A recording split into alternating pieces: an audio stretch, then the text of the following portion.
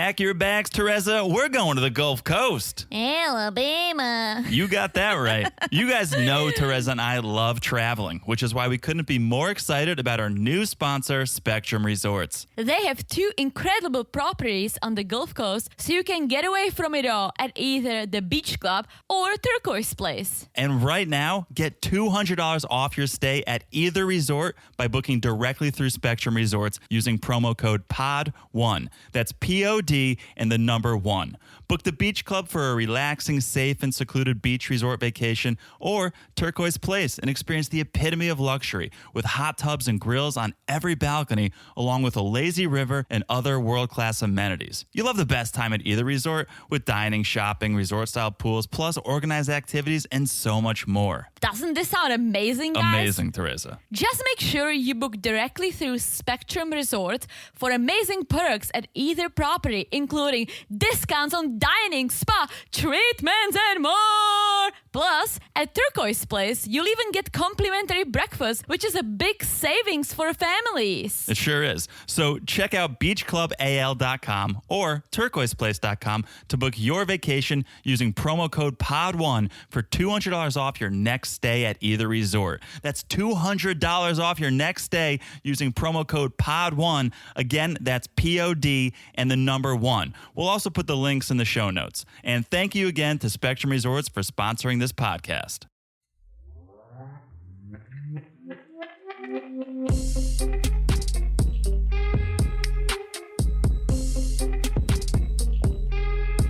What's up, guys? Welcome back to another episode of Married to Reality. I'm your co-host, John, here with my wife and co-host. As far as I know, I don't think she's ever fallen off a donkey, but she does have terrible luck with animals. It's the one and only Teresa. Hello, everyone. How's everyone doing? And donkeys like me. You've had a donkey encounter. I've pet a donkey. I have ridden a half donkey. A mule? A mule, yes. I was there for that. I was there for that. That mule, you did okay with that mule. What are you talking about? You didn't fall off, but you were not in charge. Let's just say that. The He mule. was hungry. So? The mule was in charge. You need to take the reins, quite literally, and control your mule. Listen, I don't like when I'm being bothered when I snack. Okay. I'm not gonna bother when the mule snacks. You can empathize with the mule. Yeah. We were like, the mule was my spirit animal. Okay. All right. Fair enough. So some good encounters with donkeys. Yeah, you would donkeys say. are nice. I like donkeys. Okay. Goats, not so much. I hate goats. Goats, not so much. I think Fish. goats should just... Fish, you don't like when they boop you. Well, yes. Fish, I don't like it. You don't like when they boop you. Other animals, I don't know that they've caused you any harm, but you've caused quite a bit of harm to the animal kingdom. I got bitten by a large dog. Oh, okay. Yeah, I had like 6 or 7 stitches in my head. Really? They had to Oh. shave part of my head. I do know that story. Okay. Yeah, that was my my grandpa's girlfriend. Okay. All right. Grandpa's girlfriend's dog. I was like, you're calling your grandpa's girlfriend a dog? How dare No, you? her dog. It was a nice dog. It just was an old dog and wasn't used to me. And got a little upset. All right. Well, still doing all right then. So Yeah, I love animals. you love animals. Not all of them. I really don't like goats. Not all of them love you. No. Not all of them love you. Not all of them love you. But yes, you've never been thrown off an animal a la Debbie. No. Well, she kind of slid off of the donkey. She did a little, but she yeah, slid. She's like, woo. A little bit of a slide. Yeah. But all that it was cracked up to be. I would say they teased this for 12 episodes and it delivered. So long. It delivered.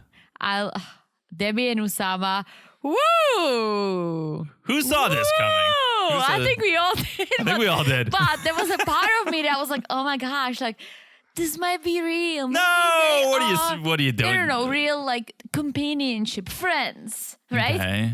No. In what world? Guys, this is too much juice. This is a lot of juice. Worth the squeeze, though, and we're going to squeeze it all out real quick. We're on Instagram. Follow us there at Married to Reality Pod. message us, check out the memes. We guys keep you updated on scheduling. So at Married to Reality Pod on Instagram, it's a good time over there. Yes. Also, it's a very good time. It's a real good time on the Patreon. Okay, patreon.com/married to reality. It is overflowing with goodness. Woo! The Silva sisters, they may have come to an end. Okay, they need to rest. They need Let's not talk about it because I'm still sad. They need to hibernate. But to fill that void, we had to deliver double the pleasure, double the fun. So we are doing Love in Paradise. Yes. Looking like a fiery season. Fiery season. And we're also doing Seeking Brother Husband, another fiery season. Guys, come over. Let's have fun with us. Talk to us. We chat. We comment, we have conversations, and no housekeeping. So no housekeeping. you That's don't true. even have to hear all this crap. That's very true. Well, how dare you? People might not know about the Patreon if it wasn't for this, as you call, crap. That's very true. So how dare you belittle this housekeeping? We're trying to do people a favor. We're trying to let people know we're on Instagram and we have fun over there. We're trying to let people know we're on Patreon All right. and we have fun over there, okay? Patreon.com/married to reality. And yes, there's a lot of content. There's a lot of good times, but it's also ad-free. So no matter what tier you join, it's ad-free. So you don't hear this. You don't hear the sponsored ads. It's just content. Just a fire hose of content right at you. Fire hose indeed. Okay? All right. Who you calling a hoe? And also make sure you follow the podcast wherever you're listening. It's so easy to do. You look down, you smash that follow button. Guys, smash it like it's as hot as the already mentioned, the one and only donkey. The donkey's hot. Very hot. It's a hot animal. All right. I'd say it was very cute. It's very cute. It's very hot. Also, fun fact about donkeys, to add to what was already said, donkey was my favorite stuffed animal when I was a child. And I still have the donkey right behind you. Is it? It's in the drawer. I'm not going to open it up. Eeyore? Is it Yeah. Eeyore? It's Eeyore? Yeah, it's the sad one from Winnie the Pooh. I loved it. That's your spirit animal. I loved how sad he was all the time. Very negative. Yeah. But I kind of embraced it. You could relate. Turned it around. Yeah, beautiful. But yeah, you had Ricky Raccoon. I had Eeyore the donkey. So donkeys, a big part of my lifestyle. All right, raccoon's a big part of mine. So, all right, smash like it's as hot as that donkey. And last but not least, if you haven't left a review, you guys know we love the reviews. It helps us. It's the wind in our sails. It helps the podcast get noticed. So if you haven't left a review, please, if you could take a few seconds, it would mean the world to us. And if you leave a 5-star review and you write something, I'll read it on this podcast right here, right now. You have something, John. I got something I would love to read. Okay. There is this is a 5-star review that comes to us from our friend Clown Hunter 5. Oh. Okay. Titled. Hello. Hey now. I loved it. Hey now. Hey now. Hey now. WNBC. Hey now. WN. It sounds like I'm saying what you're saying. WNBC. WNBC. Okay. Hey now. Teresa and John are so funny. Love the dynamic of a married couple who do not always agree. This is my #1 podcast for MAFS, Below Deck, rest in peace, at least for now, and 90 Day. Uh-oh. Love John, but his Captain Sandy impression sounds more like Thurston Howell III from Gilligan's Island. Thank you. Hey now, Clown Hunter, how dare you? Clown Hunter, you just made my day. I hope you're listening because I could not stand John's Captain Sandy, and I wasn't the only one, so I'm glad more people are speaking up. There was one friend of There's a ours. whole petition going on. There was Linda. Linda said, if John's gonna do it again, I'm done listening to you guys. Yeah, there's a whole petition. There's a whole just for me to stop the Captain Sandy. Although this weekend we were at the beach and I think I whipped it out. I think I dusted it off. Yes, you did. Did a little CS for you. Yes, you did. I almost pulled over and kicked you out of the car. All right. Well, the not being a fan of the impression, it's okay because the review. Beautiful. Beautiful. What a great review. The name Clown Hunter is terrifying, but the lovely review. I love it. An absolutely lovely review. All right, Are thank you you. terrified of clowns? Clown Hunter. Just, if you don't like clowns, just avoid them. But to actively go and hunt them terrifies me. I don't know why clowns have such a bad reputation. I don't either. Maybe it's because one of the serial killers from the 70s era, Not John. that's the one who had the dead kids under his floor. Yeah, Gacy? Maybe, yeah. Gacy? Maybe that's why. John Gacy? Yes, it was him. It was him. Wasn't there a third name? John... Something like that. But then I guess Stephen King made William? clowns creepy. Oh, It? Yeah. But Yeah. otherwise, like, clowns are just like not that. Not John that Wayne creepy. Gacy. Yes. JWG. But Clown Hunter, I mean, you do you. Love You do. the review. You do. Thank you for the review. All right. Should we do it? Should we do a little 90-day, by the way? Sure. Look at John doing all his homework. I'll do all my homework. Someone's got to do something around here at the What are you talking about? Someone's got to do some head down work over the here. social media president. Okay. I'm sure there's a couple messages. And the dedicated driver, no matter where we go. That's very true. We were driving home from the beach this week, and then I was doing my by the ways. Yeah, and I was paying attention and counting all the dead armadillos. Oh, that animal just likes to give up on the side of the highway. I feel like there's just so many. Just like, oh, there's another one. They just give up. Even think they just those give who are up. not flattened. No, they just roll over just and they give say, up. enough is enough. Yeah. Is there an armadillo hunter out there? If there is, leave us a 5-star review. All right. All right, 90-day, by the way. Number 1. This is going to be a little 2 for 2 on the Tanya, by the ways, because last week we talked about her ill-timed calendar. The terrible time. What an epic fail. Terrible, mid-April, releasing this calendar. So Oh, boy. we talked about that. Now, I may have found where some of those photos for the sexy calendar were taken. Okay. Okay. A couple weeks ago, Tanya started a new video series on YouTube about van life.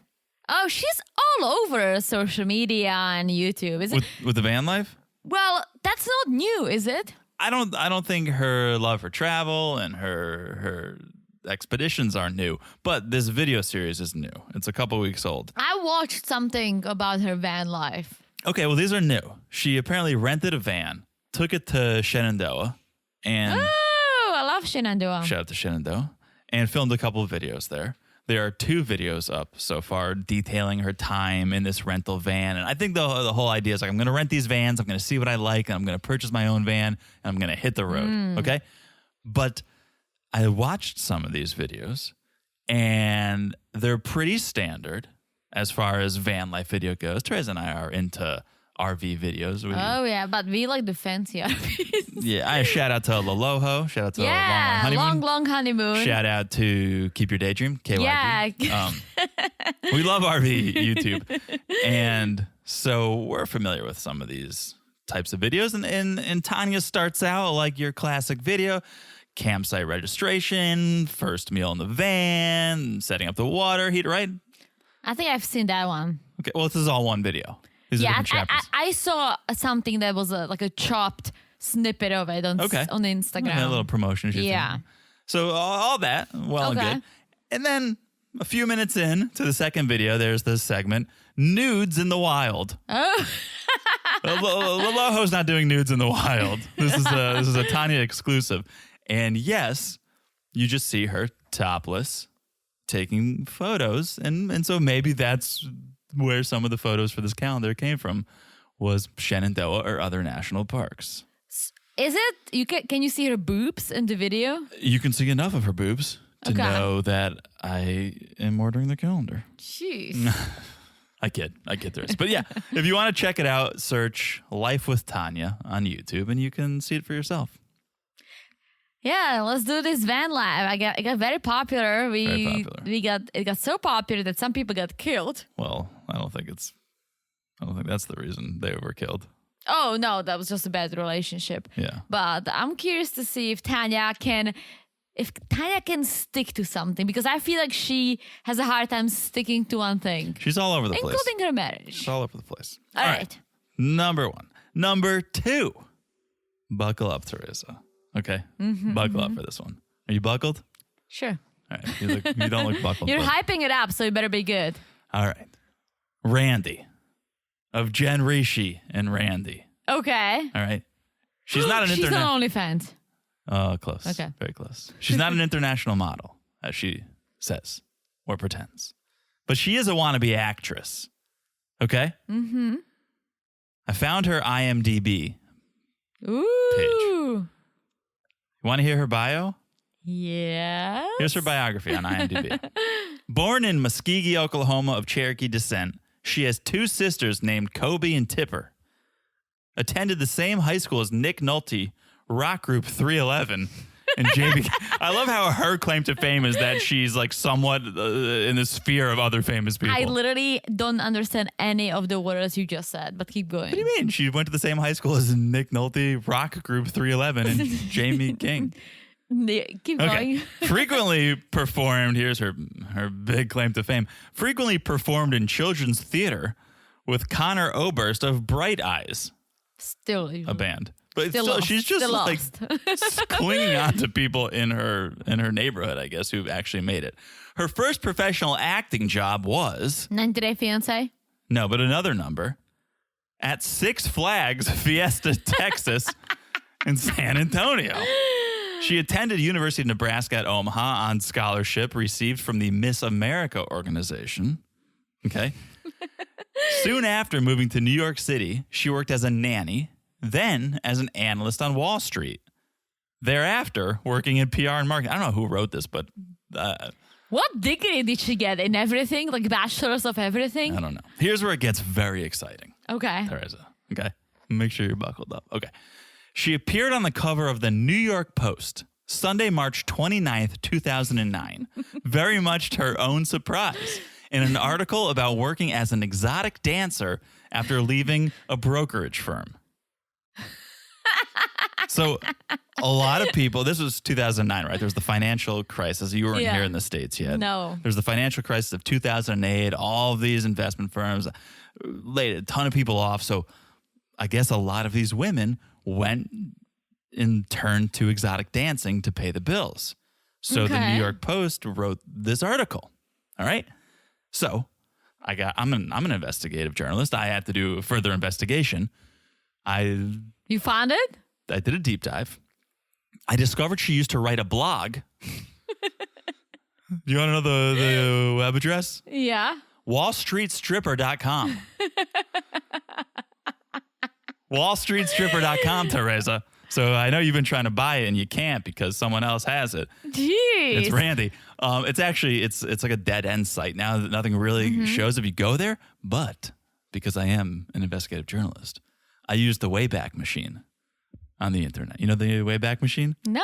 Oh, it's like an internet archive. Guys, if you want to go back in time, quite literally, Google the Wayback Machine, click it, and then you can just put any URL in. You can put your company's website and see what it looked like 10 years ago. You can put CNN and go to a specific date. So I went to the Wayback Machine. I put in wallstreetstripper.com, and boop, there are a ton of her blog posts from as early as 2009. Jeez. Where she's talking about stripping and her favorite tanning lotions, her review of the Genie bra. It's a wild website. What is a Genie bra? I don't know, but it helps. It helps in the bra department. Okay. My favorite part, at least one. This is wild. On this blog, she posted photos of herself in some of her work uniforms. Okay. Like her sexy NASA outfit. Okay? Okay. This is a lot to process, I understand. I am processing, And yes. after this episode, I wasn't sure. I was like, really? Is Randy truly a licensed interventionalist? But after hearing all these other jobs she's had, I believe she is. That's very true. I was like, she is. and I was thinking, how did she get to do that? What kind of a degree did she get in school? But I guess all kinds of degrees. She's done it all. She's worked at Six Flags. She went to school at 311. She was a stripper. She was on Wall Street. She's all over the place. Model, actress. She's doing it all. Teresa. What else is there? Well, Teresa, I can't. That'd be the entire podcast if I went down her resume. Woo! It's pretty good, right? That's wild. Yeah, I'll do a deeper dive on the Wayback Machine because there's photos of her from 20 years ago, well, 15 years ago that are like, oh, wow, look at you getting ready for work. Maybe we post something on the Patreon for our friends. Post it on the page. Maybe post it on the page a little bit. That's not a bad idea. Yeah. Wow. All right. I mean, I knew that she's thirsty for fame because she's the one's like, okay, so Rishi is not going to check on her. I'm going to do that. Like she's trying to get all the screen She wants all time. the screen time she can get. And she was like, oh, okay, Rishi invited us to talk to his parents. How about we tell the parents? Let us. What if I take the lead and Jen, you can be a supporting character if you want, but I think I will steal the spotlight. Yeah, it's crazy. Isn't she married with kids? Yeah, she's married to a director.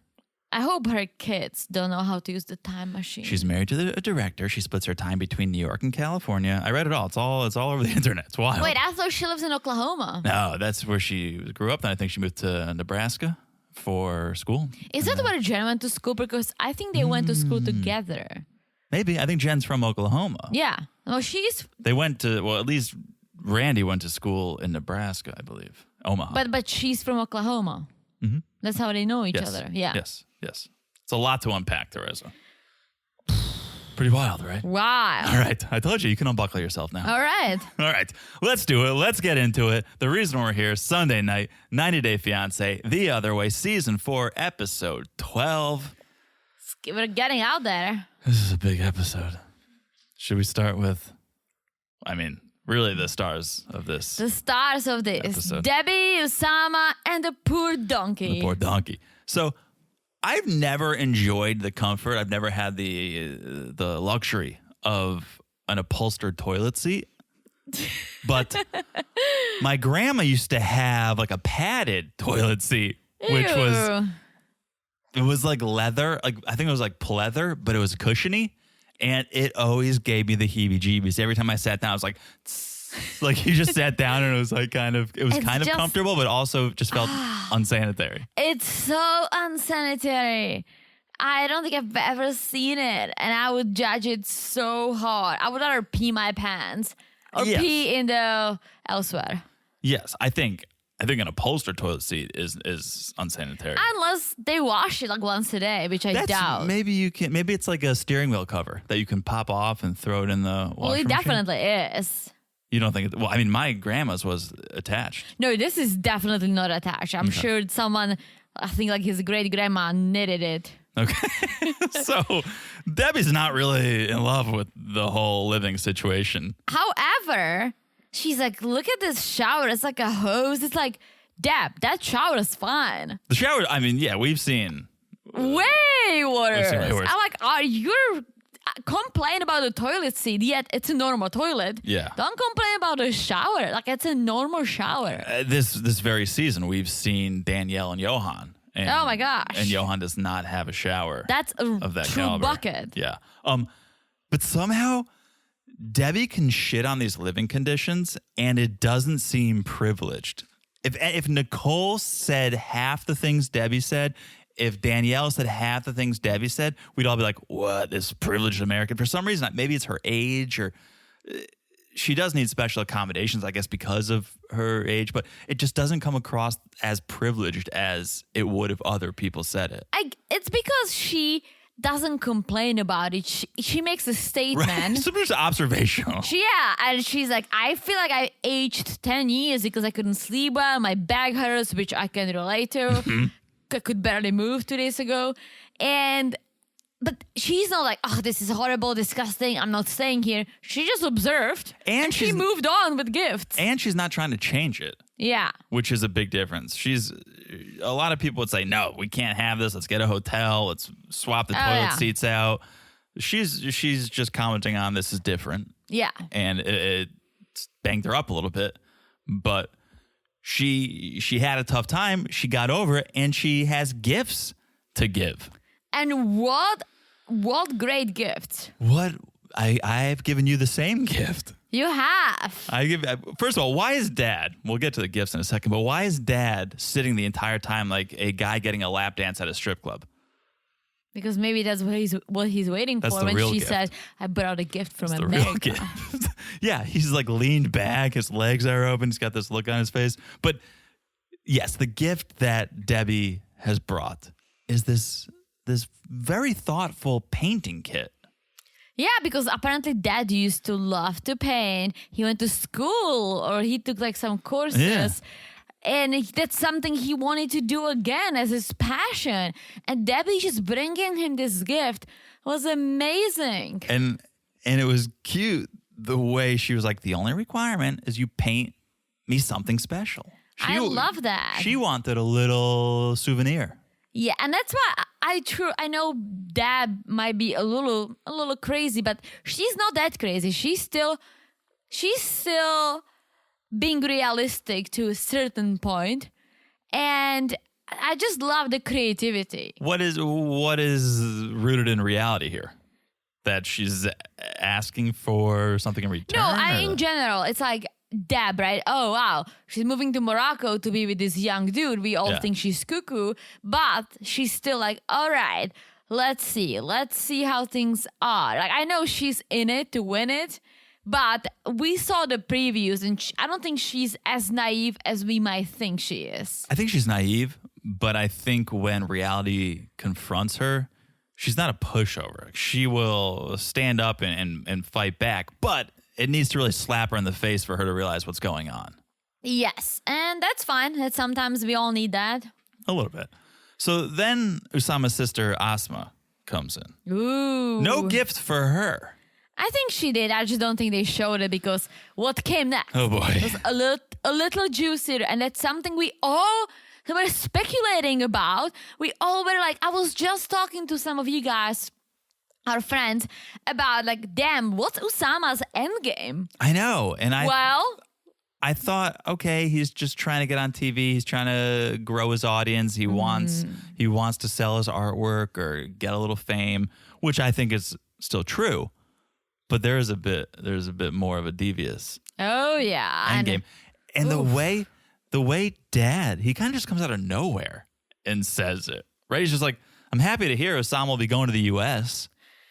So Dad is like thanking Debbie. He's like, well, thank you for all this, and thank you for bringing Oussama to the U.S. so he can have better future and make some money.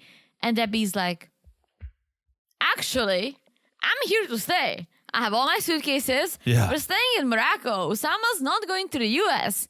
And everyone's like shocked.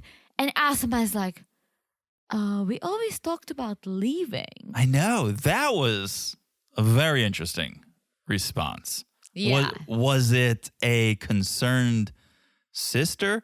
Oh, hey, brother, it's always been your dream to get out of this small town. Or was it, you're going and you're supposed to bring me with you? Yeah, I don't know. What's the we?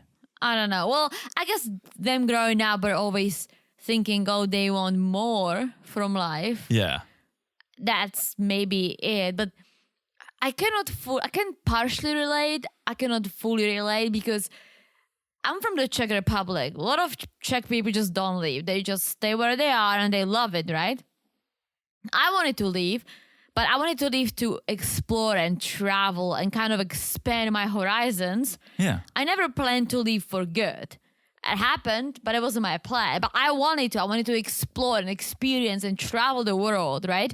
Maybe that's what they're talking about too. Not maybe necessarily let's get out of Morocco, but maybe like let's get out there and see what we can do. Although Oussama makes it sound like I want to go to the U.S. Right. to get the better life. There's other places you can go besides the U.S. Like you as a European, not only could you go to Prague, but you could go to so many other cities. Me as a European, yes. In Morocco, there's bigger cities than... There are, but it's a little different. I don't said. think it's as advanced, as other countries. It's not New York City.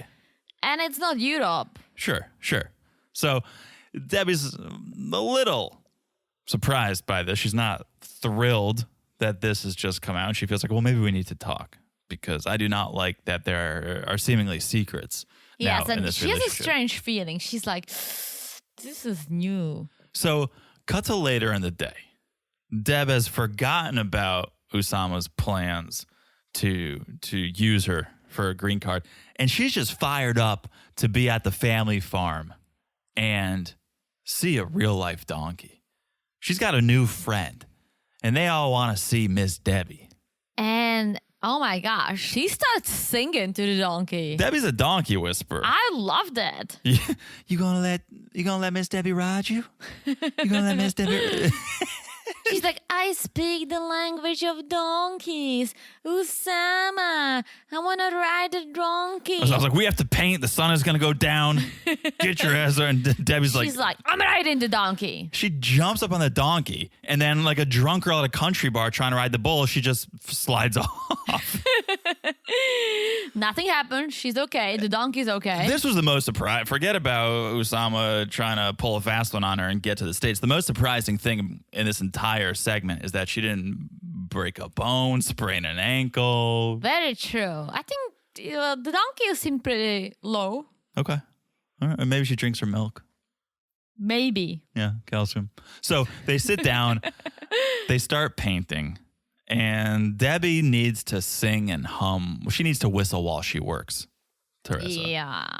Clearly, Oussama can't concentrate. Oussama's head down right now, trying to get to work. But what we're witnessing right now, the two of them sitting and painting, that's what I thought, like, okay, I can get behind this relationship in a way. This is what I'm going to be doing. What are you talking about? It looks like community service. It looks like Oussama's like, her husband died, and now Oussama's doing community service and going to take this old lady out to paint. But that's what I'm saying. Companionship. Companionship. I never thought that they're in love and they're going to be banging like rabbits. Okay. I always said. Teresa, rabat.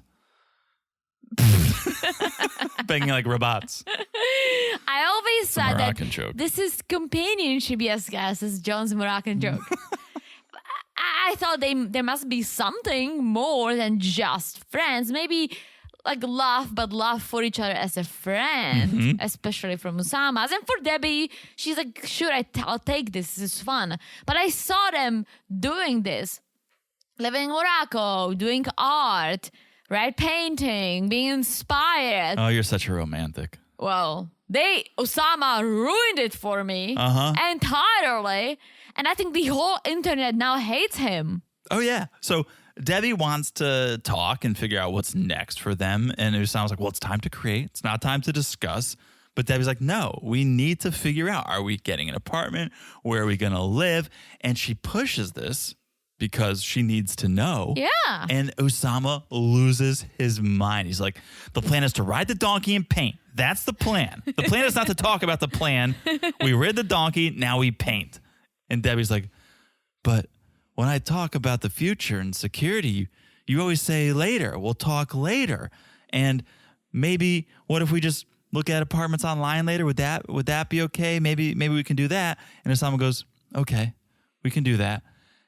Not enough. That doesn't satisfy Debbie because she's confused. How come we can have all these great conversations over the phone? We can have all these great conversations via text, but when we're in person, it's totally different. And this was the straw that broke the donkey's back, Teresa. Yes. And Oussama's like, you have like a mental sickness? Ooh. Debbie's like, what? What the heck, man? You think I'm mentally ill? That was so, like, that came out of nowhere. Out of nowhere. What I think is that Oussama keeps saying later because he thinks she's gonna club with her slippers, as we say in Czech. Oh, when now, you clap your slippers, you it means need to translate it means you this. go. But you die. You pass? Yeah, when you you clap your Like- your last clap with your slippers. Like Dorothy from The Wizard of Oz? I've never seen that. She clicks her heels together and then boop, transported. Oh, you zaklepeš papučema? Like Why don't you just say that? you clap your slippers and it means like you pass. Interesting. I think. I think you're probably right. Slippers or no slippers. And so Debbie's like, well, all right. I want to talk about serious things. You want to say I'm crazy? And Oussama goes, all right, you want to talk about our plan? You come here, then bring me to the USA. I'll go to work there, and we can guarantee our future there. And from this day, I will never change it. If you don't accept it, we can stop arguing. What? This was a complete 180. I saw it coming from day one. I didn't. Not that brash. Yes, I was gonna say. I obviously I thought that this might be an option, and most likely will be an option. But I more thought that it's just gonna be like, okay, they'll live in Morocco, pain, and clearly the age difference and the cultural difference is going to kill the relationship, whatever you call it. I did not expect this. Yeah. So 2 thoughts about this approach and reaction. One, sort of in Oussama's defense, he never thought or was going to let Debbie live there permanently from the minute she touched down. The first meeting, the first dinner they had, he was like, yeah, you're going to go home in a couple months. That's true. So he never ever told her that she was living there permanently. She's come before and hung out and gone home. So he probably assumes that's what's going to happen this time. My second thought is, this seemed like he just swung for the fences and just threw this on her all at once.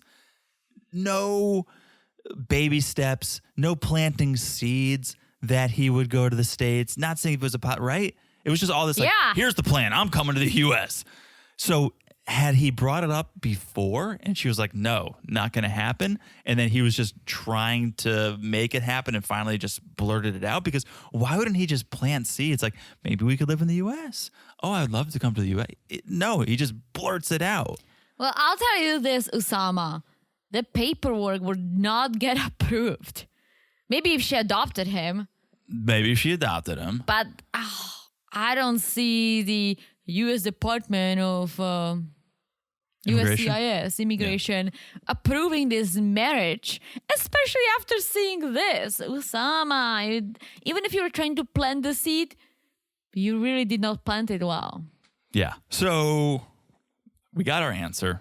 What Oussama's end game was here. I think Debbie should pack her suitcases and leave. And does she take the painting kit back, or does she leave it for her dad? I think she should leave it to dad. Okay. I mean, little parting gift. Maybe she wants to bang the dad. Maybe bang the dad once. Paint Debbie like one of his Moroccan girls, and then say la vie. All right. That is Debbie and Oussama and the donkey. Should we take a quick break? We will tell you about our sponsor for this episode, and then we'll come right back. Sounds good. All right. We'll be back in a second. Guys, I'm super excited about our new sponsor for the pod. You guys know that John hates when I talk about working out, but it's a big part of my lifestyle. Well, something else has become a part of that lifestyle, and it's called Fit 8 energy drinks. I'm actually drinking the blackberry pineapple right now, and I could try to describe how good it is, but right now you can actually save 40% off your first order of 24 cans of Fit 8 energy plus free shipping. Wild! So you can try it for yourself. You guys just need to visit www.drinkfit8.com/marriedtoreality. One more time. www.drinkfit8.com/marriedtoreality, and make sure you put the www in the URL. And I'm looking at John, and he's also drinking a can of something delicious. You want to tell us about it, Jonathan? Yeah, you actually just caught me mid-sip right there, Teresa. I am drinking the peach mandarin flavor. I think it's my favorite. It's refreshing. It's delicious. But the best part, all the flavors are 100% naturally sweetened with none of that gut-killing aspartame, no sucralose or Ace K. Words I can barely say, words I don't want to hear Teresa even try to say. Plus, Fit 8 Energy is packed with all the essential vitamins, minerals, and nutrients you need after a workout, like branched-chain amino acids, glucosamine, electrolytes, turmeric, omega-3s, and vitamins B, C, D3, and E. And maybe my favorite part, Fit 8 has 200 milligrams of clean caffeine from green tea. Clean caffeine from green tea, Teresa.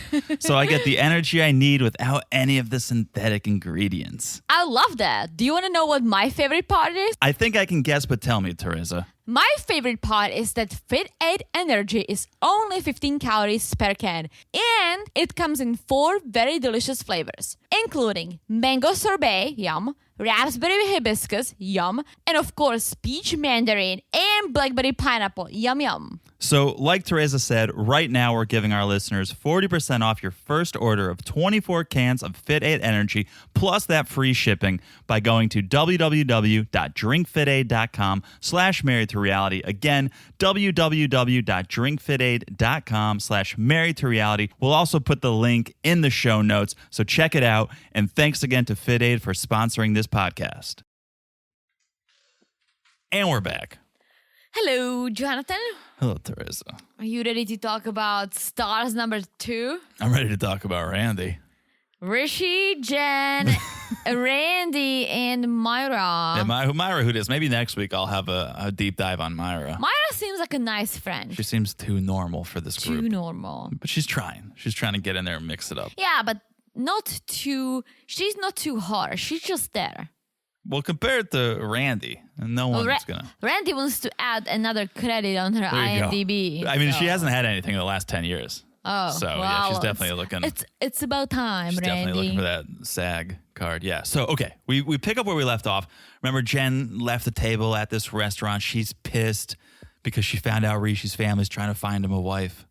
Right. Yes. So Rishi's at the table with Randy and Myra, and it's getting awkward. So Randy goes, "I think someone needs to check on Jen, Rishi. And I'm kind of surprised you haven't done it. So I'll do it. So I'll go do it." And she goes, she sees Jen, and Jen's like, "I came here to get the truth. I'm clearly not getting it." And Randy says, "Well, why don't we go somewhere else so we can collect ourselves, we can chill out and figure out where to go from here." Yeah, and Myra comes too, and she's a friend. She's a friend. Maybe I don't understand what Randy is suggesting, but how are you going to figure out what's happening away from Rishi? I think she's just saying, let's go away, let's chill, just girls, let's talk it through, and then see what we can figure it out, I guess. Okay, so they do. They go, they have a girls' night, and they're going to go enjoy themselves and enjoy India away from the Rishi drama. Okay, they called it the traditional Indian dance class. I think this is the traditional Indian stripper dance class. See, I disagree with you. These dancers were picking up dollar bills with their mouth, and it still seemed like less of a strip club than the place Rishi said wasn't a strip club. For some reason, this did seem more traditional than Rishi and his buddy alone in a room with a girl coming out of a wall and dancing. Well, we didn't see her picking up money with her mouth, but I'm sure she did. That's true. But yeah, we're learning a lot about the culture this season. But it's great. They have baskets on their heads, picking up money with their mouths. That's so unsanitary. Okay, what would you rather do? And I know the answer. Have a upholstered toilet seat or pick up cash with your mouth. Nothing. I would have an upholstered toilet seat. I could not. I think, and this stat is probably incorrect, I've heard like a toilet seat is not the dirtiest surface.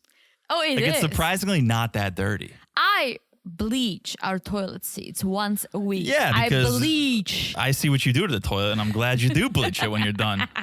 That's not true. I just bleach it because it has germs. Even though it's you and I are the two people using it, I'm still creeped out by it. I could be spreading misinformation here. Yes, of course, there's germs on a toilet seat. But I think like your cell phone, I think money, I think it's got more germs than a toilet seat. Well, it depends what kind of a toilet seat. Right. Is like it the a toilet gas seat? station, bathroom off the highway. We just went to a really nice one. It's beautiful. I needed to pee so bad, and I really wanted a nice toilet. And we pulled in to a regular gas station, nothing too fancy. It wasn't Buc-ee's, but the toilet was amazing. It's beautiful. Moving on. Beautiful. So, okay, they finish the dance, and they sit down to talk. And Jen says, Rishi's been texting me. He wants to sit down with his family. He wants us to all talk. And now everyone's changing their tune. Now, like, Myra's like, oh, maybe Rishi's just not good with his words. Maybe he wasn't trying to be deceitful. Maybe he just couldn't communicate. And Jen's like, yeah, I think we should all go to the family's house and figure things out. Maybe Rishi wasn't doing anything shady. Mm-hmm. So Randy hasn't been on the screen for 3 seconds. So she goes, I have an idea. Maybe we get a translator. So we make sure there's clarity. And Which makes sense. This makes sense. And everyone thinks this is a good idea. So Jen goes, don't you think it's interesting that Rishi is all about us coming over and talking to his family, but he doesn't want to tell his family about the engagement for another 2 months? Well, Randy's got a plan. Let us tell him. This is straight out of a script she probably auditioned for back in the 90s. Well, I know Rishi's set on August 2nd, but how would you feel if we told his family about you guys? And I'm surprised that Jen likes it. But I think Jen likes it because she's almost like, oh, that was my idea. This is not on me. I cannot control my friends. So you do you guys. Wink, wink. Jen likes it because this is a bunch of high schoolers, and this is what you did. Forget high school. This is what you did in middle school. Mike, ask Jen if she likes me. Why don't you ask it, right? How do you do it for yourself? Well, you're in middle school. I get it. You're shy, but you guys are 40 years old. How about you do it yourself? Jen likes it because she's a middle schooler. Well, I think Jen likes it because she's torn between respecting Rishi and his culture and freaking wasting her time for 3 years and needing to find out what's going on, whether she should pack her bags, go back home with her friends because it's a long flight and you can use a friend, or if she should stay as they plan because the wedding is gonna happen. So I kind of understand, but at the same time, I almost would want to be like, guys, you do you, but don't tell me. Like, I don't want to know about it. I don't want to be part of it. But if you decide to do it, sure. Yeah. And I like how Randy's like, this is good. This is a loophole. This would be a loophole because someone else would be telling the family, not him, not you. This is a good loophole. And this is probably now a good time to bring up that I am a certified interventionalist. I've gone through extensive training to be able to deliver difficult news to people. I thought that interventions are just a fun way to tell someone they're being dumb, but it's like a friend thing, isn't it? It is if your only experience with interventions is How I Met Your Mother. Okay. That's exactly what I was talking about. The irony, though, like the only person here that needs an intervention is Randy. Someone needs to intervene and keep her from stirring the pot. Yeah, I think she's getting too into it all, into her interventionist role. She's going off script. She's like, here's how we do it. We say, good news, Mom, your son's not addicted to drugs. It's not anything illegal. Sure, he may lie about going to the strip club once in a while, but here's the truth. He's just in love with an older woman. And Jen's like, this is a great idea. I think this is a great idea. I mean, it's not bad. If you give me a speaking part, I'm on board. I kind of like her approach of, I'm not saying she's gonna say your son doesn't do drugs, but hit them with something really bad that he doesn't do, and then be like, no. You can be like, okay, here is the good thing. Your son doesn't have 3 kids with 3 different women he's not married to. He's just in love with an older woman he's engaged to. Isn't that much better? You shouldn't. For a mom? No, because you're still positioning like it's a bad thing. You're comparing Rishi in love with Jen to a bad thing. You're saying it's bad, but it's not this bad. How about it's not bad at all? How about it's beautiful? How about he fell in love in a hopeless place? You clearly don't know how to do interventions. I'm not a certified interventionalist, Teresa. Isn't it interventionist? Maybe. Or interventionalist? I don't know. I thought it was made up until I researched it, so you tell me. The whole thing is out of control. It's so good. But it's fantastic for us as viewers. I love it so much. And I'm going to love this even more because Jen's getting ready, picking out an outfit, which I do not like. What is she wearing? It looks like a cloth. It probably is. I didn't. It's like an orange cloth with the jeans, but I don't think those are real jeans. It's kind of like a very baggy. She looks like a. What should she wear? Like nice, like another version of a nice Indian outfit. But this, I don't like this. Orange is not her color. Was this a traditional? I think the blouse might have been, and then she tried to mix it up with her like beige jeans, which is like. No, I don't like it. Just go Indian, but go your way of Indian. So you show some respect. I liked what she was wearing last time. I thought it was nice. Okay. All right. Orange is not the new black for Jen. If we could see the guy from the dress shop auditioning it, maybe we would like it more. You got to see it on someone else first. Well, I actually think it doesn't even matter what she's wearing because she's gonna bring Bindia, the translator. Hello, Bindia. Beautiful. Where do they find these women? Every beautiful. Ancillary character this season is stunning. She has a vibe. Who else is stunning? Oussama's sister is great looking. Oussama's sister? Naran is great looking. Who's Naran? Nicole's friend in Egypt. Oh, yeah. Now names. Bindia, all these women. Stunning. Bindia, it's like... Stunning. Been to India. Bindia done that. Yeah. It doesn't make any sense. So... What are you talking about? Her name is like... I've been to India. Call me Bindia. I'll bend you over and show you a good time. How about that, Teresa? All right. I feel like this is probably offensive at some point. That's fine. So yeah, I guess. you guys Don't call judge in. us. Call in. I mean, my name is a bathroom. So What are you talking about? The John. What?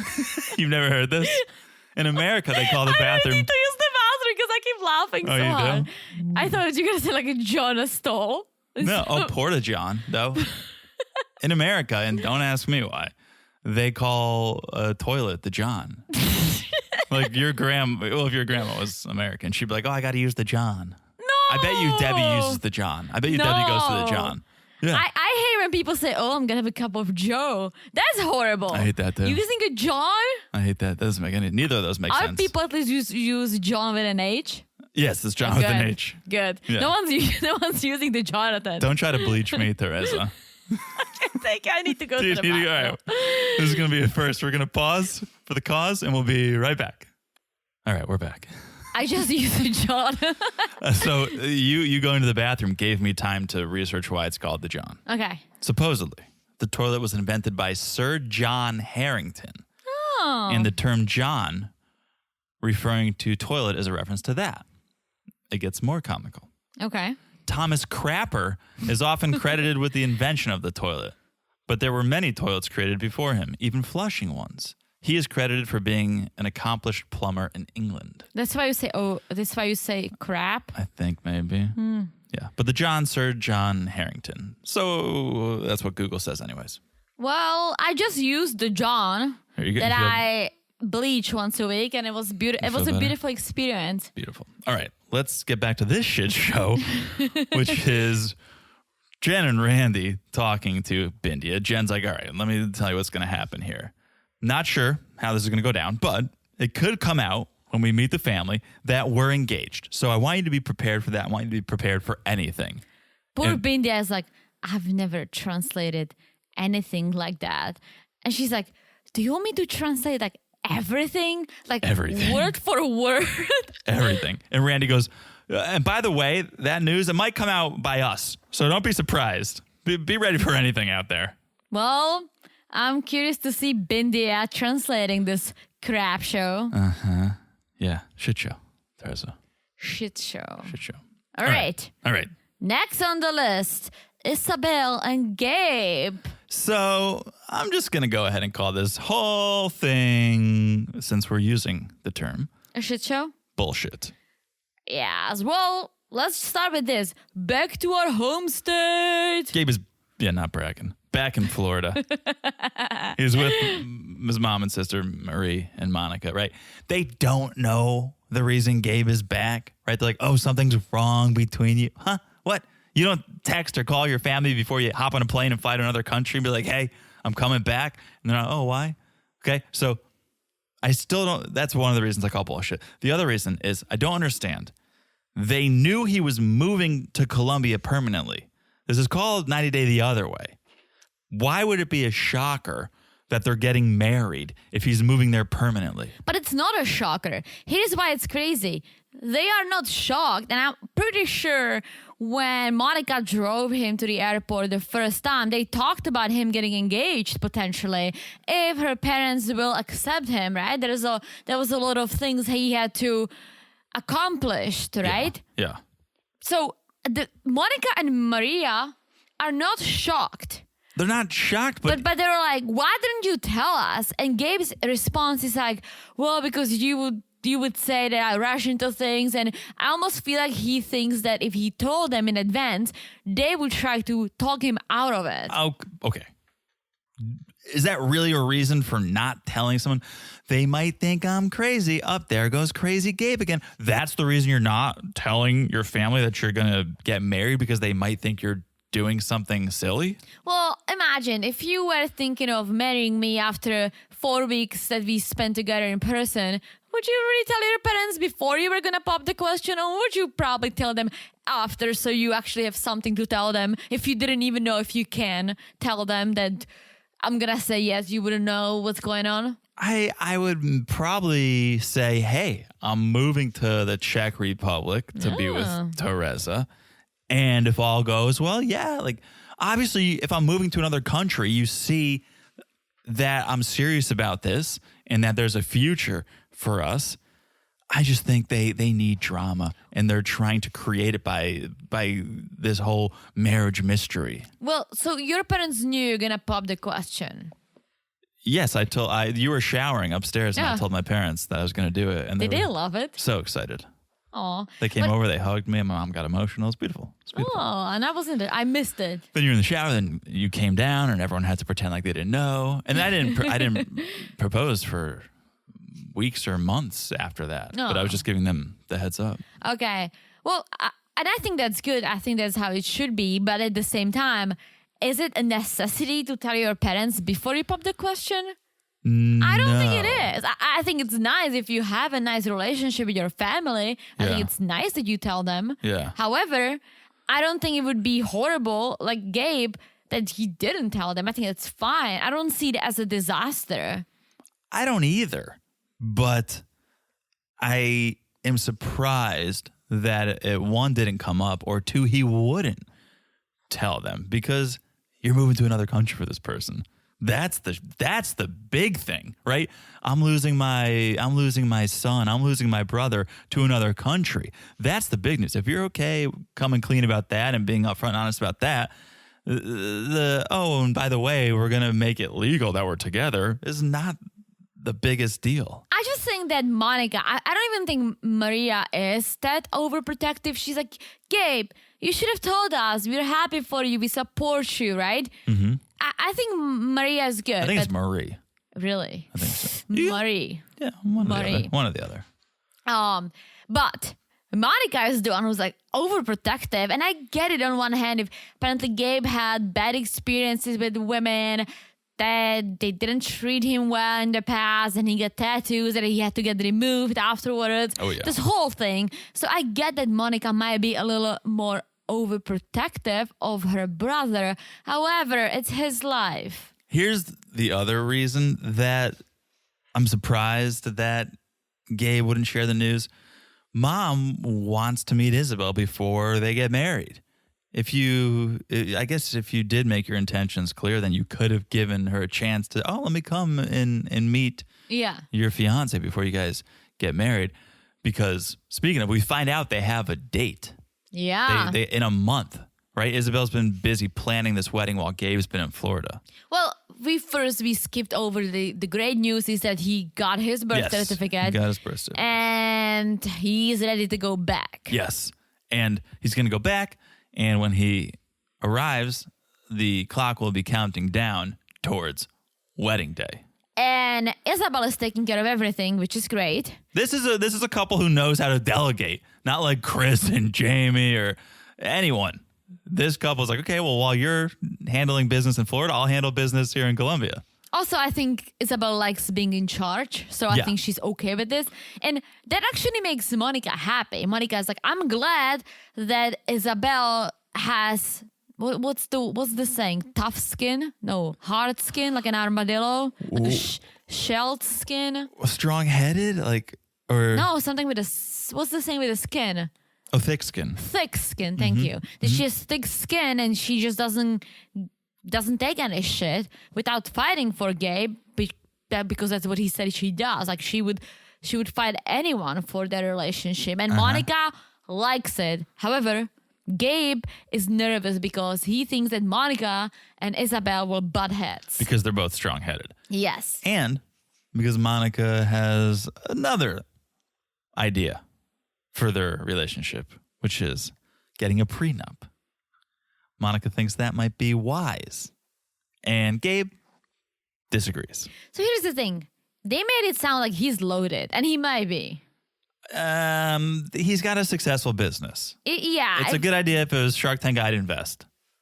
I almost feel like in this case, maybe he should get a prenup because it's very quick. And if you're going with something like a business into a marriage, I think it's smart if you protect yourself, especially a marriage that you didn't spend that much time together. It's not like, we've been together for 10 years and now we're tying the knot. Here's the only reason I would disagree with that. Okay, maybe he does have a ton of money in the bank from this business. If he does, okay, sure, let's talk about it. But if if they're protecting, although I guess a prenup just protects what you had before the marriage, because he's incapable of running this business in Colombia without Isabel. Yeah, but here's the thing. And we don't have a prenup because we didn't have anything when we got married. Mm-hmm. But let's say you you own a successful business, and you told me you want to get a prenup to protect what was before our relationship.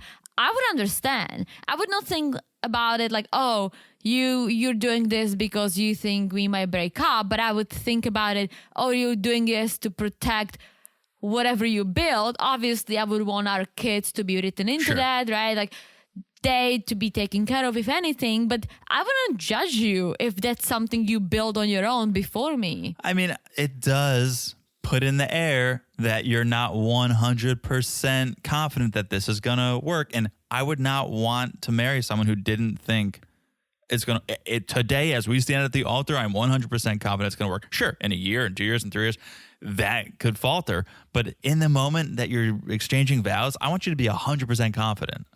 Oh, 100%. And again, I would not want you to, because it does ring a bell about, well, maybe he's not in it for real. But at the same time, if you said, hey, I spent 10 years on building this business, I just want to make sure if anything goes wrong in the future, because you never know, that I'm not going to lose it all, I would not judge you on it. Would I question that maybe you're thinking that this might not work?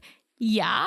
But at the same time, I would accept that you worked hard on something and you just want to protect it. I also listen. We don't have a prenup. We don't have anything that requires a prenup. But I would hope that I wouldn't marry someone that if things did go sideways and we split, that I wouldn't want them to be taken care of. And I guess you can write that into a prenup. So that's and that's what I meant. I'm not saying like, oh, you would be like, okay, we divorce, you get nothing. Yeah. But it's like, half. Maybe you can say, well, the business will stay in my name because it's my business, but I will take care of you. Like something like this. If it's a very successful business, it's something you worked hard on. Again, it would raise a question for me. Absolutely. Yes. But would I judge it? No. I would be like, if it's something you worked hard for, I can get my mind behind it. That's fair. All right. So new day. The paperwork's all set, as we said. The wedding day is 2 weeks away. It's time for Gabe to head home, head to the airport. Monica's driving, and they're talking about the wedding. Monica wonders, Gabe, do you have cold feet? Gabe doesn't, but he does say as it gets closer, maybe I will. And Monica's like, well, it's okay if you do. If I was going to tie myself to someone legally and financially, I'd be nervous too. Well, here's the thing. Now I feel like he should get a prenup because I don't know, you speak for yourself. I didn't get cold feet for even a second. No. I was all in since I swiped right, and I still am all in. I never thought twice about, oh, I'm getting married. Oh, I'm going to be with one man forever. It's like, no. I was like, oh my gosh, best thing ever. Getting cold feet, dude, maybe you should get a prenup. If he had cold feet, yes. In his defense, he says not currently, maybe when it gets closer. No one can predict the future. I probably wouldn't have put that out there. I'd say, no, I don't now, and I don't expect to. As I'll get more excited. I won't get more nervous. But yes, if you have the inkling of cold feet, well, you probably shouldn't get married. Yeah. And I don't even understand cold feet. That's another thing we should probably have to look up. I think it just means like, oh, yeah. That's, yeah, I don't I don't get it. Cold feet. But Monica says, well, the prenup, give that any more thought? And Gabe says no. And Monica says, well, that's stupid. You want it to work out, but you don't know, so that's why you signed the dotted line.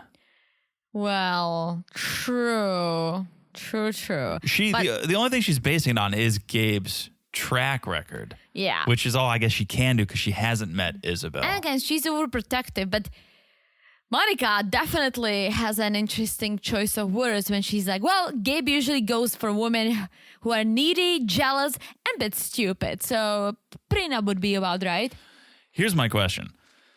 If Gabe was marrying a woman in the States, do you think Monica would be as vocal about the prenup? So. I think, listen, Monica's boyfriend or husband is the one who keeps putting and removing tattoos from Gabe or covering because he dated someone and it didn't work out. So I feel like if you have a sibling that went through multiple failed relationships and keep making the same mistakes, you probably wanted to vocalize it a little bit. Yeah. Do you think you think Monica Marie has like FaceTimed? I think Is so. it about right? Oh, they Like, must they have. must have They must met. have. They must have met. Virtually, but it's different. Yeah. Yeah. So let's see. We'll see what happens. We'll see what happens. Next on the list is Nicole and Mahmoud. Nicole learned how to light the stove. What a story arc. And Mahmoud hates Nuran. Hates Nuran. And I hate Mahmoud for doing this. He's basically like, your friends are no good. If you want to hang out with people, I'll tell you who you can hang out with. It's because her friend has a fresh, westernized mind that Mahmoud doesn't want Nicole to have. Hey, Mahmoud, she already has that mind because she was born and raised in the U.S. So it's Nicole not like, does. Yeah. it's not like, oh, Nuran's gonna put ideas in her head. Like Nicole Right. has these ideas. That's why you fight all the time. Right. No, if anything, Nuran would show Nicole, here's like the happy medium. Yeah. Here's Western ideology and how it can exist in Egypt. Well, Mahmoud is like, no, absolutely fucking not. Let's have Nicole hang out with Fatima, who seems to be happy, who seems to be embracing all this happily, which is not true either, but okay. Yeah, as much as someone with Stockholm Syndrome can enjoy their life. Yeah, but they go out to buy some live chickens. This was the most fun that I've seen. Like, forget anything we've seen Nicole and Mahmoud do. Nicole and Fatma together hitting the streets, just a couple ladies on the town. This is the most fun I've seen Nicole have all season. Nicole is like, this is a different farmer's market. Yeah. They look for chickens. They look for vegetables. They get everything they need. They got their haul. They're walking hand in hand, bag and bag. besties. It's beautiful. And so Nicole wants to get a little insight and talk to Fatma about how long it took for you to be independent. How long did it take for you to be able to shop for yourself? A year. 1 year. Which is pretty fast, considering that she didn't know the language, didn't know the culture. I mean, Fatma's smart. Fatma, I think, has a knack for language. She's at least trilingual, right?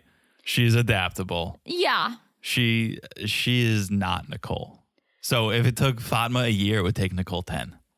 That's very true. But I think it's up to you how much you want it. Like, I would consider when I moved to the US, my English was really bad. I almost feel like I didn't speak English. I did. I was able to go to the store. It was freaking painful because I didn't understand. But it was hard. But I wanted it so bad. I wanted to understand so bad. I wanted to go to school so bad that I was working hard. And it was hard. It's been hard. I still have my moments, right? So if Nicole really wanted it and wanted to embrace the culture, I can see her doing it in a year. Maybe not a fluent.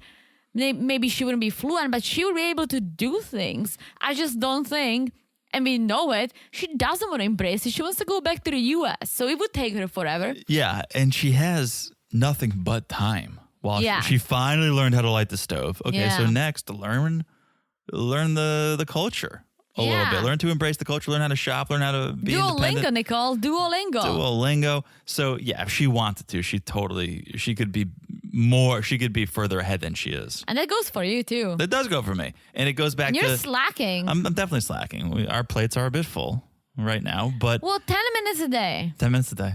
10 minutes a day. If you have like 10 minutes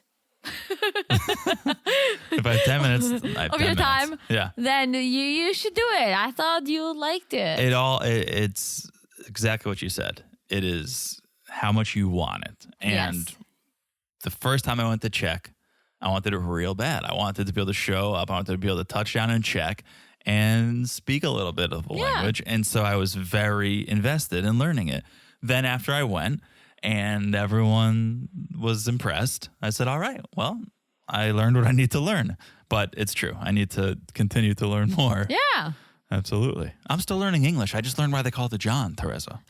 All right? Give me a break. I just learned that too, so you're not alone. The more you know. So, all right. So, yes, as you said, Nicole doesn't even want to stay in Egypt. She wants to go back to the States.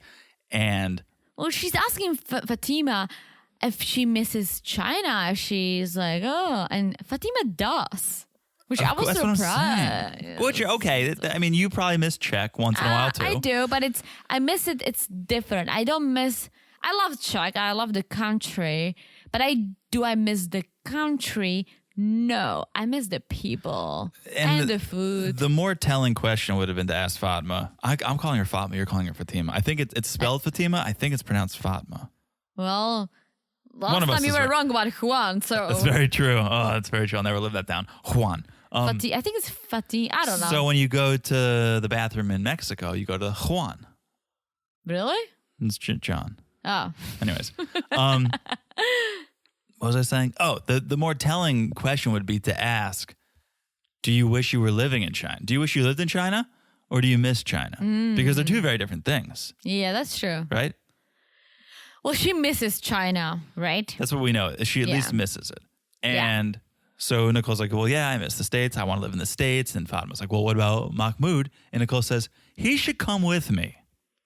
Well, Fatima thinks that, okay, she thinks they should live in Egypt for like a year or two.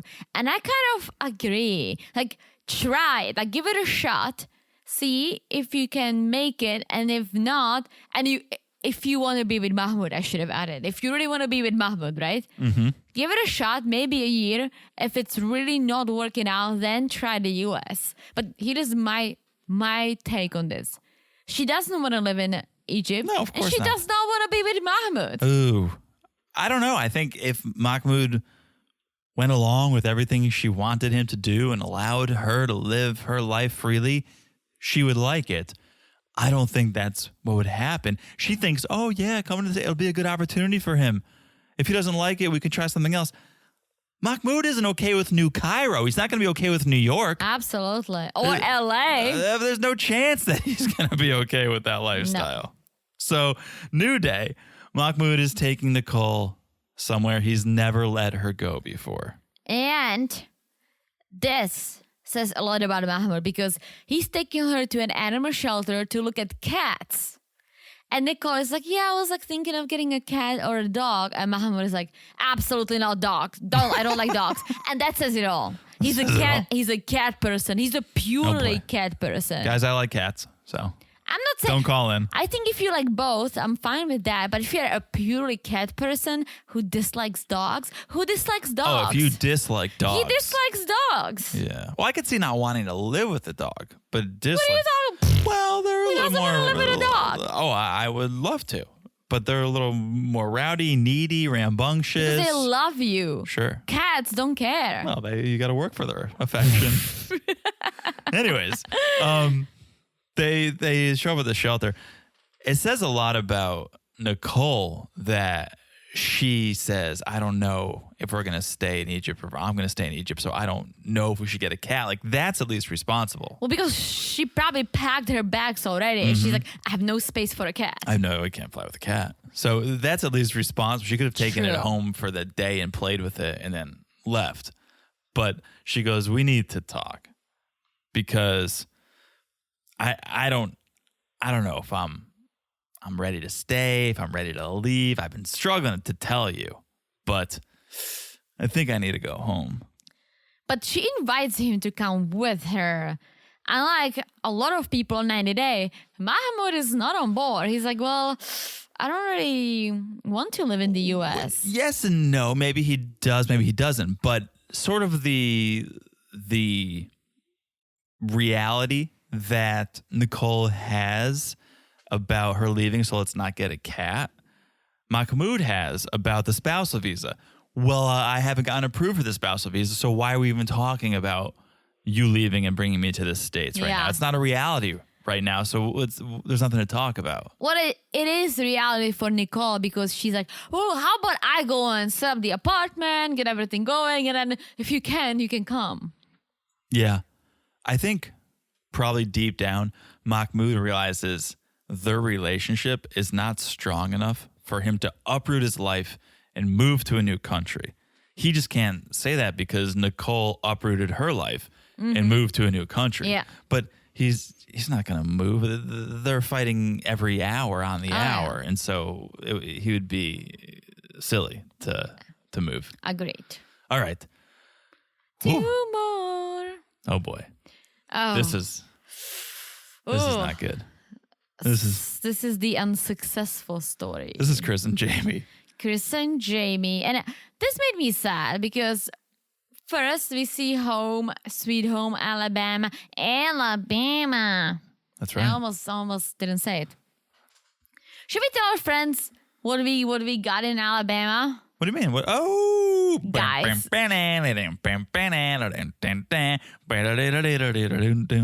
Guys, we went to Alabama and there was an ice cream store that was called Sweet Cone, Alabama. And Oh, Jen Sweet and I Cone. went there for a couple of scoops and we ended up spending $120 because John saw these tie-dye shirts So cool. with the logo, with a cone, but the ice cream is shaped as the state of Alabama and it says Sweet Cone, Alabama, and I love it. Well, I had to pay my respects to that pun. I had to pay my respects to that wordplay. So that's why. I saw that place first. I was like, look, Sweet Cone, Alabama. I know, but I saw the and shirts. you're like, Teresa, you just want to snack on ice cream. I'm like, no, Sweet Cone. I saw Sweet the Cone, Alabama. Sweet cone. So we went the first night. It was some of the best ice cream I've ever had. So good. We did 2 scoops. Two We scoops each. indulged. It was big. We treated ourselves. We Yeah. indulged. And then we got a couple shirts. Yeah. It was $110. Dropped a 15% tip on them because I was like, well, this is crazy. I was like, why are you tipping on shirts? And then the next day, Teresa's like, we cannot eat Sweet Cone, Alabama again. We had 2 scoops last night. We spent a lot of money. And I go, Teresa, they're clearly all retired now off the amount of money we spent there. Like they're not even in business anymore. They're off enjoying their lives. Cut to 8 hours later, Teresa's like, I'm like 7 beers deep. Teresa's like, if we go to Sweet Cone, Alabama tonight, just 1 scoop. Okay. I know I said we weren't going to go, but just 1 scoop tonight. Cut to a few hours later. After I had a couple of vodkas on top of that. 2 scoops, please. Hold the shirts. Oh, yeah. Hold the shit is about 2 scoops. Yeah. Oh, it was delicious. So it good. was delicious. Check out Sweet Cone, Alabama. Check out Sweet Cone, if you're Alabama. in Orange Beach, Alabama, or I think there's one in Pensacola, Florida. Wow. Yeah, Go check to it the out. OG Alabama one, guys. If Yeah. you are down there. Yeah. All right. So Kris and Jeymi. Kris is with her mom at home. Kris, this is sad. Kris is either drunk or drugged or both because Both.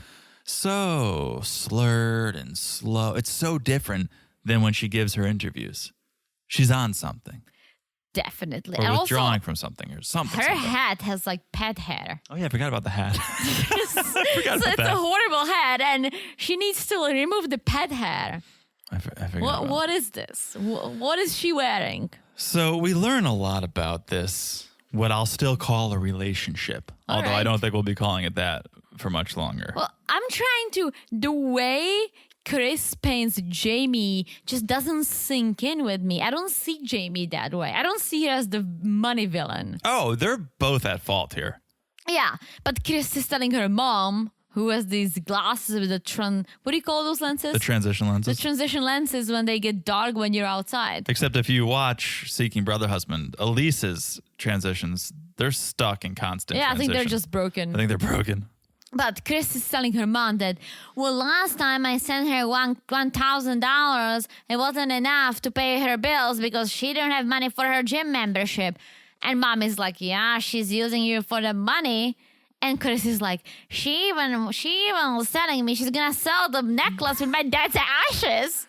What is the going rate for a random person's ashes these days? I don't know, but if I bought something, I found out there's a dead person inside it. I don't know. That you I don't would know. be pissed. Right. Who knows if I even believe that story. But yeah, Kris sends money. It's not enough. Jeymi gets mad. Jeymi doesn't have enough money to live. And mom's like, I think Jeymi's a user. And this is just confirming it more and more every day.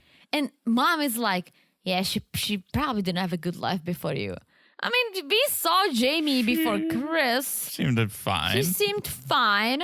I don't know what kind of a life she had. Maybe she didn't have 2 boob pillows, but I think she was fine. I think she was fine. She had an internet connection. She was chatting up Very true. Kris.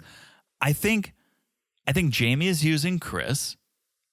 And I also think Kris offered to subsidize Jeymi's lifestyle and said, like, you don't have to work. Well, that's what happened, yeah. So, but I also think Kris was, I don't know, on the run from Alabama, trying to find a better life, trying to get cheap drugs. Trying to get cheaper drugs.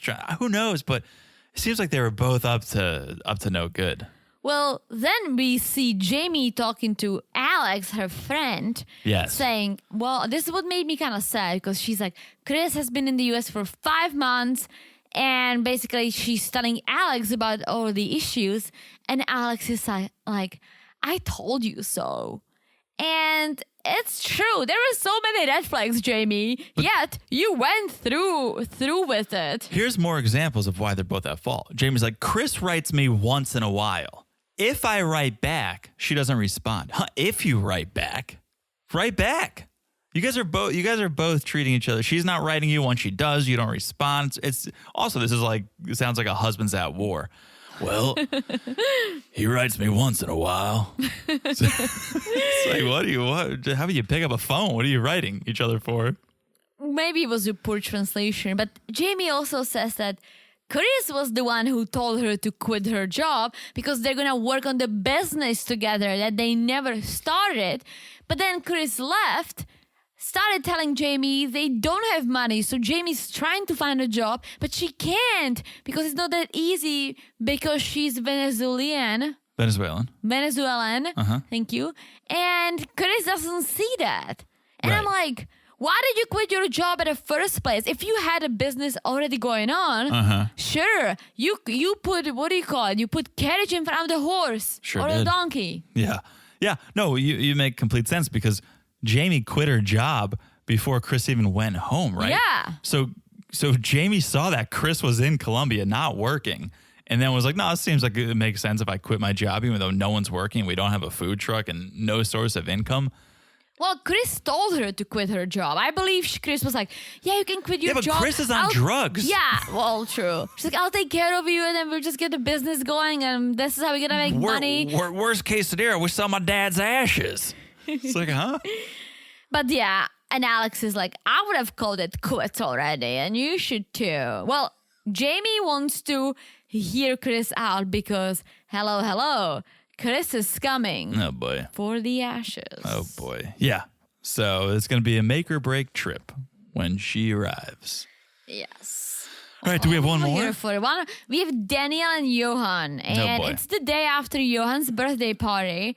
And Johan is apparently acting very childish because she's going on a romantic boat cruise with her ex. So her husband is mad for like no reason in Danielle's eyes. Why would you ever get mad that me and my ex, who used to just sling his dick at me, are just going off on a romantic cruise? Especially because the way Talon? That's the name you get right? Especially because the way Talon describes Danielle is like, well, she was like the older sexual mentor more than anything. And poor Johan has all the rights in the world to be pissed. Yes. All of them. Yes. So we learn Danielle and Talon met on the beach. And it was just like an extended booty call. Yeah, because they got stuck together during COVID. Yeah, he's a semi-pro basketball player. What does that even mean? I don't know. I think there's a movie with Will Ferrell called Semi-Pro.